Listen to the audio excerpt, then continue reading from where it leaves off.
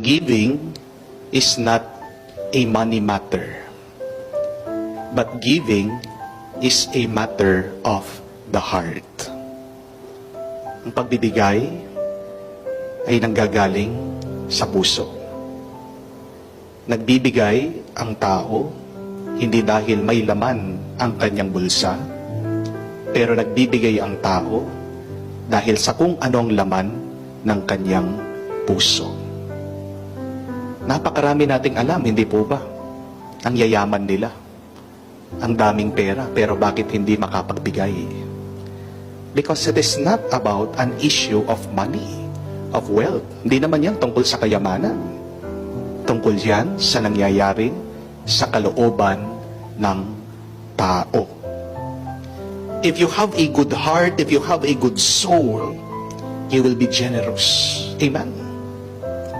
But if you have a bad heart, if you have a sinful soul, it would be very difficult for you to give. Magandang pagkakataon po ito. Suriin natin ang ating puso't kalooban. What is the state of your heart?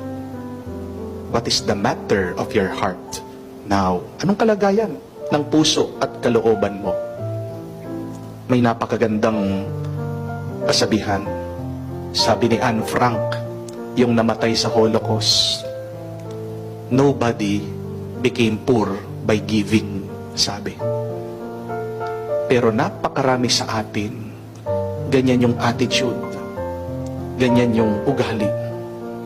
Bakit ayaw magbigay? Kasi naiisip, paniwala, pag nagbigay ako, mauubos yung sa akin, mababawasan yung sa akin.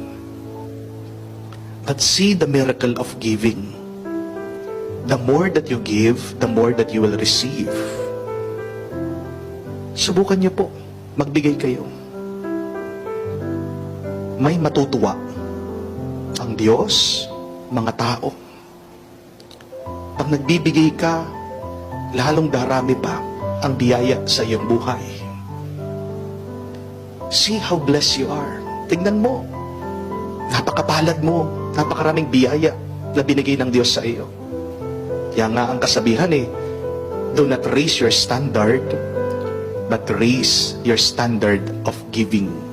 Do not raise the standard of your living, but raise the standard of your giving. Ganyan tayo Pag meron tayo, ang inuuna natin, paano ko kaya papagandahin ang aking buhay? Pero hindi ganyan. Ang buhay na napaanyaya ng Diyos sa atin. Raise your standard of giving. Pag binigyan ka daw ng Diyos, huwag mong itaas ang bakod ng bahay mo. Dapat nga gawin mo pang mas malapad ang hapagkainan nyo. Di po ba? Kasi wala nang ibang pinakamasaya yung may kasama kang kumakain. May kasama ka sa buhay na ito. Aanuhin mo lahat ng kayamanan, karangyaan, kapangyarihan kung mamamatay ka mag-isa. At hindi po ba, yun yung impyerno. Hell is being alone and isolated. And what is heaven? It is sharing your life full of joy and love with other souls. That is what heaven is. Tingnan natin, tignan mo, suriin mo. Kumusta ang iyong puso? Kumusta ang iyong kalooban? Kumusta ang iyong kaluluwa? What is the state of your heart?